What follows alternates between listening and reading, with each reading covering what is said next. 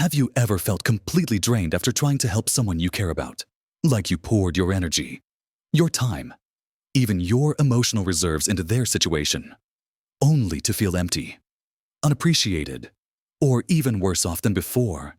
It's a bitter truth, isn't it? We reach this beautiful stage of life, the golden years, where we've earned our peace, our wisdom, and the right to enjoy the fruits of our labors. But sometimes, despite our best intentions, certain relationships can quietly, insidiously, start to chip away at that very peace we cherish. They can leave us feeling depleted, anxious, or even resentful, without us even realizing what's happening until it's too late. It's a painful reality that many kind-hearted people face, and it often comes from a place of wanting to be there for others, of believing in the good in everyone. But as we get older, our energy isn't limitless, and our time becomes more precious than ever. We need to be more discerning about where we invest that precious energy. There's a secret to protecting your well-being in these years, a way to ensure your kindness is appreciated and doesn't become a burden that steals your joy. This isn't about becoming cynical or uncaring. It's about wise self-preservation, about safeguarding your tranquility so you can truly thrive. In this video, we're going to uncover 7 specific types of people who, no matter how much you want to help, might quietly ruin your life if you continue to pour yourself into their needs after 60. Understanding these patterns, recognizing the signs, can be the key to unlocking a more peaceful, joyful, and fulfilling next chapter. Watch to the end for something that will truly surprise you and change the way you think about giving. Let's begin by talking about the first type of individual that can truly drain your spirit, the constant complainer. Or, as I like to call them, the perpetual victim. You know who I'm talking about, don't you? This is the person whose life seems to be an unending series of misfortunes, big or small. And every conversation with them quickly devolves into a litany of woes. Nothing is ever their fault, and every solution you offer is met with a yes, but, or an immediate dismissal of why it won't work for them. You might suggest they talk to someone, or try a new approach, or even just focus on the good things, and it's as if your words vanish into a black hole of negativity. They might even say things like, "You don't understand how hard it is for me," or "No one ever helps me." Even when you are actively trying to, you find yourself spending hours on the phone, or meeting them for coffee, listening intently, offering advice, sympathizing, only to leave the encounter feeling completely depleted, like you've just run a marathon with weights tied to your ankles. It's not that you don't care. It's that their constant state of helplessness and refusal to take any steps towards change becomes a heavy emotional burden. Your compassion, which is a beautiful quality, is constantly being drawn upon without any reciprocal effort or improvement on their part. They are not looking for solutions. They are looking for an audience for their suffering. And while a certain level of support is always wonderful for friends and family, when it becomes their defining characteristic and your primary role in their life, it's time to rethink. Helping this type of person often means enabling their pattern of helplessness. You become their emotional sponge, absorbing all their negative energy, and it leaves you with less emotional space for your own joy, your own concerns, and the positive connections in your life. You might start to dread their calls, feel guilty for not wanting to engage, or even find yourself picking up their negative outlook. To protect yourself, it's essential to set gentle but firm boundaries. Instead of diving into their problems, you can say, "I hear you, and that sounds really tough. Have you considered talking to a professional about this?" Or, "I'm not equipped to solve this for you, but I'm here to listen for a short while." You're acknowledging their pain without taking ownership of it or allowing it to consume your time and energy indefinitely. Remember, your peace of mind is incredibly valuable, especially now. Moving on. The second type of person to be wary of is the ungrateful and entitled individual. This is someone who views your generosity not as a gift, but as an expectation or a right. You might go out of your way to do something kind for them, offer a ride, help with a chore, lend an ear, or even provide financial assistance, and there's never a sincere thank you. Or if there is, it's followed almost immediately by a request for more, or a complaint that what you did wasn't enough, or wasn't done precisely to their specifications. It's truly baffling, isn't it? You exert effort. Open your heart, and instead of a simple acknowledgement of your kindness, you're met with an air of, "What else can you do for me?" or a sense that you barely met their minimal expectations. Perhaps you offered to drive them to an appointment, only for them to complain about the route you took, or the temperature in your car. Or you helped them with a difficult task, and they pointed out the one small thing that wasn't perfect, rather than appreciating the hours you dedicated.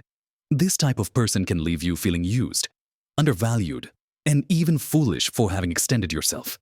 Your acts of kindness, which should feel good and foster connection, instead leave a bitter taste. They might subtly, or not so subtly, hint at your obligations to them, perhaps because of a past favor, or simply because they believe they deserve your help. When you help someone who is ungrateful, you're not building a reciprocal relationship. You're feeding a sense of entitlement that will only grow. It teaches them that they don't need to appreciate your efforts, because your help is simply part of the natural order of things. This can lead to a cycle where you feel increasingly resentful, and they become increasingly demanding. The key here is to recognize that true help empowers. It doesn't enable perpetual taking.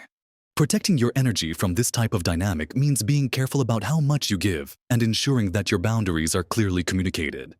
It's okay to say, "I can't do that right now," or "I'm happy to help with X, but Y is beyond what I can offer." Your time and generosity are precious, and they should be shared with those who truly appreciate them. The third type we need to discuss is the manipulative guilt tripper. These individuals are masters of emotional leverage. Using your innate desire to be kind, helpful, or a good person against you, they often deploy subtle tactics, like sighs, thinly veiled accusations, or recounting their misfortunes in a way that implies you are somehow responsible for their predicament, or that you could easily alleviate it if only you cared enough. They might say things like, "I guess I'll just have to struggle through this alone, since no one has time for me." Or, "It's fine, I'll manage, even though it will be incredibly difficult and painful without help." They lay a thick blanket of guilt over you, making you feel terrible if you don't jump to their aid. This isn't about direct requests. It's about the emotional pressure they exert. You might find yourself doing things for them out of a sense of obligation, not genuine desire, simply to avoid the crushing feeling of guilt they expertly induce. Perhaps they call you late at night with a fabricated crisis, knowing you'll feel compelled to drop everything and assist. Or they'll bring up past favors they did for you, no matter how small or long ago, as a way to imply you owe them. Their requests are often framed in a way that suggests only you, with your unique goodness or resources, can save them, and once you do, they've simply reinforced their belief that guilt is an effective tool to get what they want. Over time, this dynamic erodes your self-worth and autonomy. You start making decisions based on avoiding guilt rather than on what truly serves your own well-being and interests.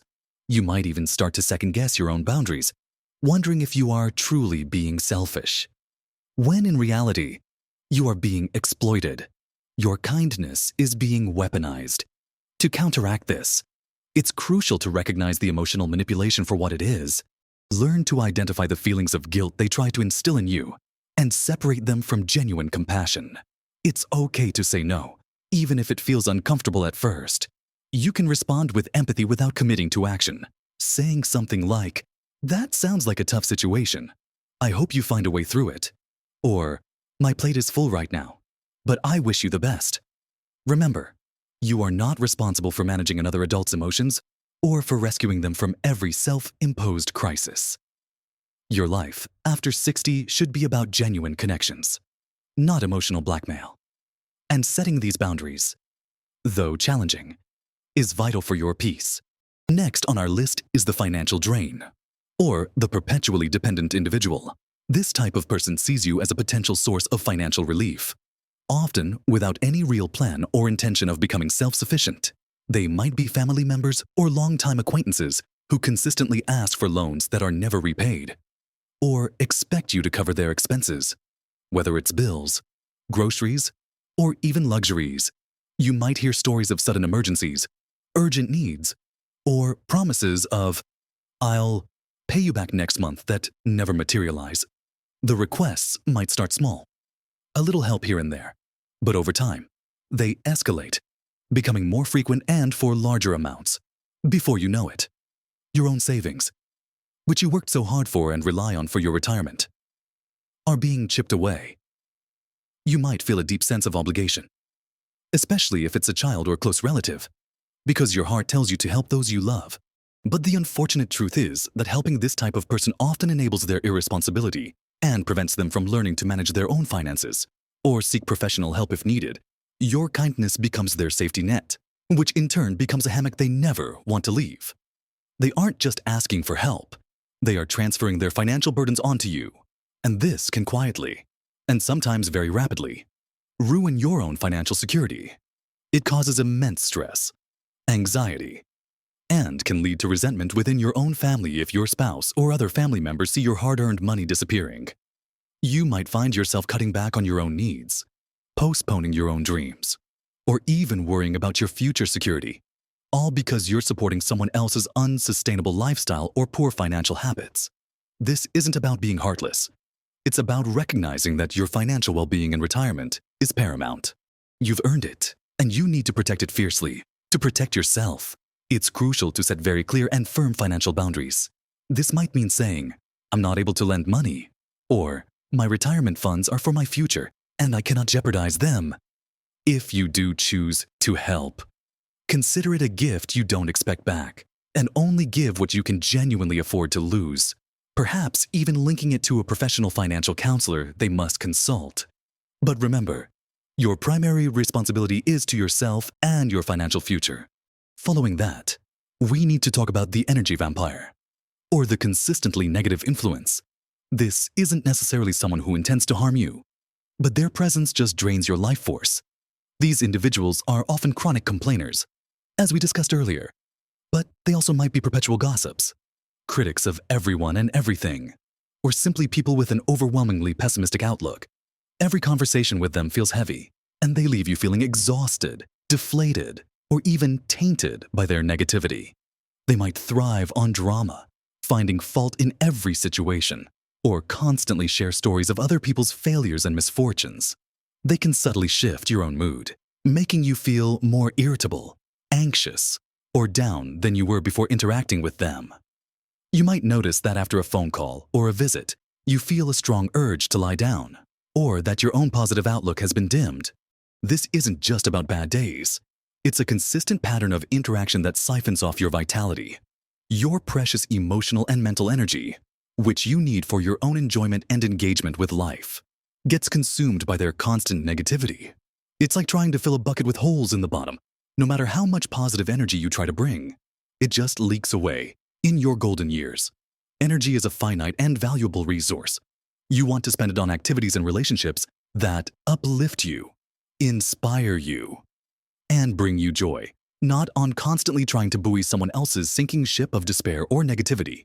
Being around this type of person can subtly change your own perspective, making you more prone to seeing the negative side of things, or even adopting their critical mindset. It can affect your sleep, your mood, and your overall sense of well-being. Protecting yourself from this dynamic means recognizing how certain interactions make you feel. If you consistently feel drained, heavy, or irritable after spending time with someone, it's a clear signal. You don't have to cut them out of your life entirely, but you can certainly limit your exposure. Shorten phone calls. Suggest meeting in public places where the conversation might be less intense, or simply politely change the subject if they start down a negative path. Your peace is worth protecting, and sometimes that means choosing to distance yourself from consistent drains on your energy. And then there's the sixth type, the reckless or irresponsible individual. This is someone who repeatedly makes poor decisions, lands themselves in trouble, and then expects others, often you, to bail them out of the consequences. They might be financially irresponsible, constantly getting into debt. They might neglect their health, leading to predictable crises. Or they might consistently make choices that harm their relationships or career, and then look for you to smooth things over or provide a quick fix. You find yourself repeatedly stepping in, cleaning up their messes, and solving problems that they created through their own lack of foresight or accountability. This isn't about one-off mistakes. It's a pattern of behavior where they don't learn from their errors and continually expect others to cushion their fall. Your help, though well-intentioned, often prevents them from truly facing the consequences of their actions, which is the very mechanism by which people learn and grow. You become an enabler. However, inadvertently, you might feel a strong sense of responsibility, especially if it's a family member, believing that you're helping them avoid greater hardship. But what you're actually doing is preventing them from developing the maturity and self-reliance they need. This dynamic is incredibly taxing. It consumes your time, your resources, and your emotional bandwidth. You might experience recurring stress, anxiety, and frustration as you watch them repeat the same patterns, knowing that you'll likely be called upon to intervene again. It's like trying to keep a leaky boat afloat when the person inside keeps drilling new holes. Your golden years should be about enjoying stability and security, not constantly bracing for the next self-inflicted crisis from someone else. You've worked hard for your peace of mind. It shouldn't be repeatedly shattered by someone else's recklessness. To protect yourself, you must resist the urge to be their perpetual rescuer. This means allowing them to experience the natural consequences of their choices. Difficult as that may be, it's about holding a boundary that says, I love you, but I cannot continue to solve this for you. You need to take responsibility for your own actions. Offer emotional support. Perhaps point them towards professional help, but refrain from stepping in to fix their problems. This isn't abandoning them. It's empowering them to stand on their own 2 feet, even if it's uncomfortable for them and for you. In the short term, it's a crucial step for your own well-being.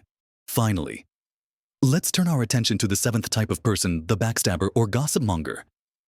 This individual is someone who, despite your kindness, your help, or your friendship, speaks negatively about you behind your back, spreads rumors, or engages in divisive gossip about others.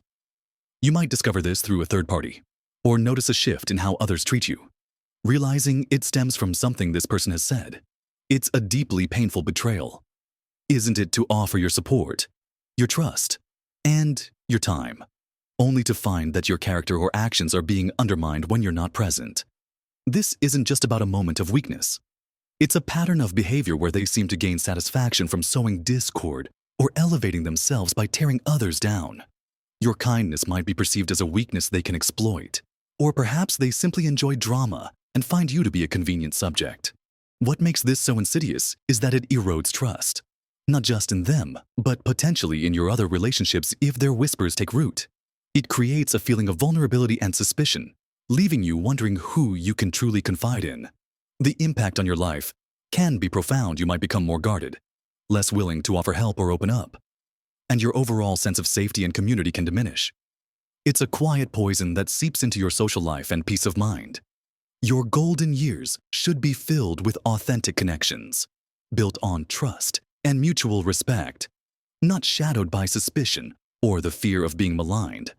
There's no benefit to nurturing a relationship with someone who actively undermines you, no matter how much you've tried to help them in the past.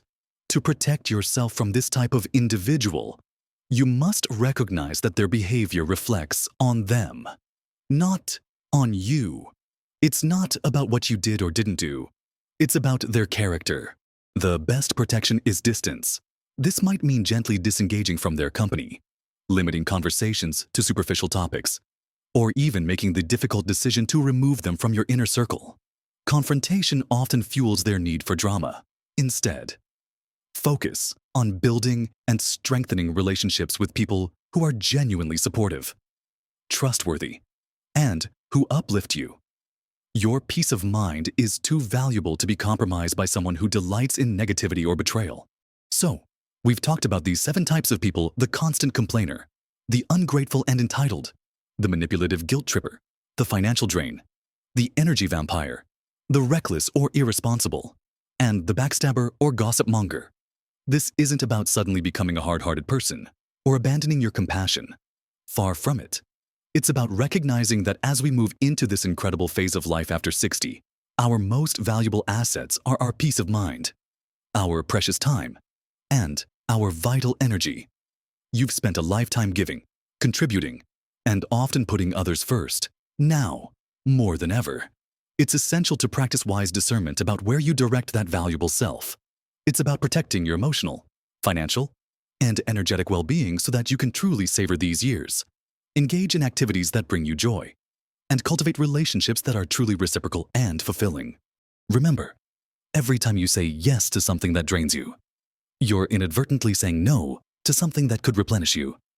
Every moment spent trying to fix someone who doesn't want to be fixed, or supporting someone who takes without giving, is a moment taken away from your own pursuits, your own passions, and the people who genuinely enrich your life. It's not selfish to protect your boundaries. It's a testament to your wisdom and self-respect. You've earned the right to live your life on your own terms, surrounded by positivity and genuine connection. It can be incredibly challenging to step back, especially from family members or long-standing friends. But the truth is, sometimes the kindest thing you can do for yourself, and even for them, is to allow them to face their own challenges and develop their own resilience. Your well-being isn't a bottomless well to be drawn from indiscriminately. It's a precious resource that needs careful stewardship. Think of it as tending your garden. You nurture the beautiful, thriving plants, and you gently remove the weeds that would choke out the life and beauty. This is your time to bloom, not to wither under the weight of others' unresolved issues. I genuinely hope this conversation has given you some clarity, some courage, and a renewed sense of purpose in safeguarding your beautiful life. If any of these types resonated with you, or if you've had experiences where helping others quietly impacted your peace, please share your thoughts in the comments below. Your experiences could be incredibly helpful to others in our community who might be facing similar situations.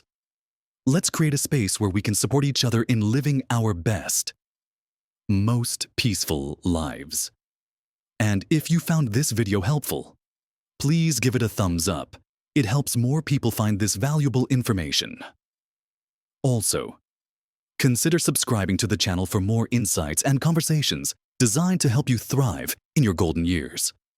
You deserve every ounce of peace and joy that these years can bring. Live your best life at every age, protecting your precious peace and honoring the amazing person you are.